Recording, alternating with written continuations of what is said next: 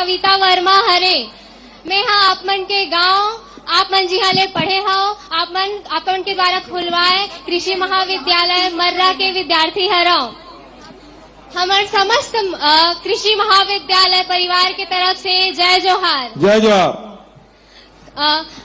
हमन आप मन के आभार व्यक्त करत हन काबर की आप मन हमला कृषि परिवेश में रहत हुए कृषि के पढ़ाई करे के मौका दे हा। काबर की कृषि के पढ़ाई हा किसान मन के बीच में ही अच्छा ढंग से किए जा सकत है। फिर एक साथ साथ हमला कृषि अनुसंधान केंद्र और प्रगतिशील किसान बढ़िया उद्घाटन करे बर जल्दी आहूँ मैं। ये दोनों जन मंत्री बैठे है, मर्रा भी जाबो और साझा क्षेत्र भी जाबो सर दोनों जगह करबो। लेकिन तो सवाल का है तेला बता। बतावा था ना लेकिन हमला जे कृषि अनुसंधान केंद्र और प्रगतिशील किसान मन के प्रक्षेत्र हमला एक्सपोजर विजिट के तको के आवश्यक रही थे। लेकिन हमार कॉलेज हा ग्रामीण परिवेश में है ता हमला ना हमार कॉलेज में बस के अभाव है। तेकर वजह से हमन ये सुविधा ले वंचित रहन और ये कार्य नहीं कर पाता। आपसे निवेदन है कि अगर बस की सुविधा उपलब्ध करा देते हो तो हमन ये कार्य ले वंचित नहीं रहते। चलो ठीक है। एक था अनुरोध रही से आप मन से कि हमन ग्रामीण परिवेश में हन तो हमन ज्ञान के उन्नत ज्ञान और जानकारी प्राप्त करे ले हमन वंचित रहन। तो अगर महाविद्यालय में आईसीटी लैब की स्थापना करवा देते हो तो हमन आईसीटी लैब ओकर स्थापना करवा देते हो महाविद्यालय में तो हमन देश दुनिया के और अन्य कृषि महाविद्यालय के हो जाए इन्होंने कविता। धन्यवाद। एक कविता नहीं सुनावे ना?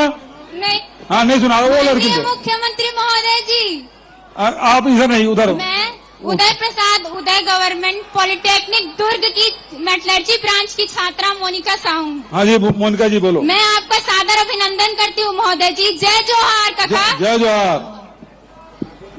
मैं सब युवाओं की तरफ से आपका बहुत बहुत धन्यवाद करना चाहूंगी कि आपने कला तथा अन्य शिक्षा क्षेत्रों में हमारे लिए बहुत सारे कार्य किए हैं। बहुत बहुत धन्यवाद महोदय जी। बहुत बहुत बधाई।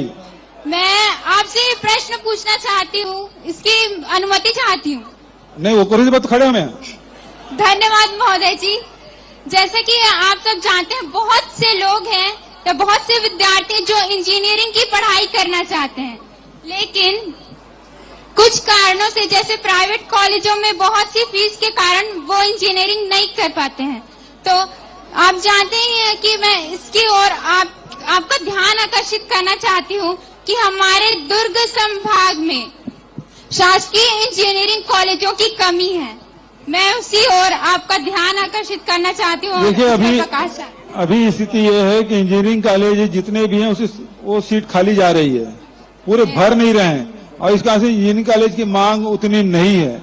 मेडिकल कॉलेज की जरूर मांग है और सबसे ज्यादा अभी आईटीआई की है। सर बहुत से लोग हैं जो चाहते हैं इंजीनियरिंग कॉलेज। मैं नहीं समझता कि दुर्ग भिलाई में खोलने की जरूरत है कि इतने प्राइवेट कॉलेज हो चुके हैं और इतने कम फीस। और रायपुर इंजीनियरिंग कॉलेज में आधा ज्यादा सीट खाली है।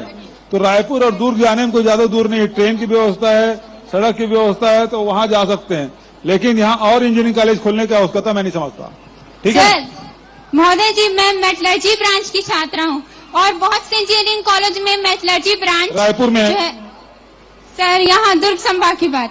हाँ यहाँ भाई रायपुर जाने में कितना देर लगता है? ट्रेन में बैठो चले जाओ। सर एक और प्रश्न है मेरा। और इंजीनियरिंग कॉलेज सामने ट्रेन रुकती है। हम लोग भी हमारे जो सहपाठी है वो इसी बैठ के जाते हैं भिलाई से बहुत सारे लोग। यस सर एक और प्रश्न है मेरा। सर जैसे वर्तमान में बीएसपी का जो कैपेसिटी है वो 1.2 मिलियन टन पर एनम है।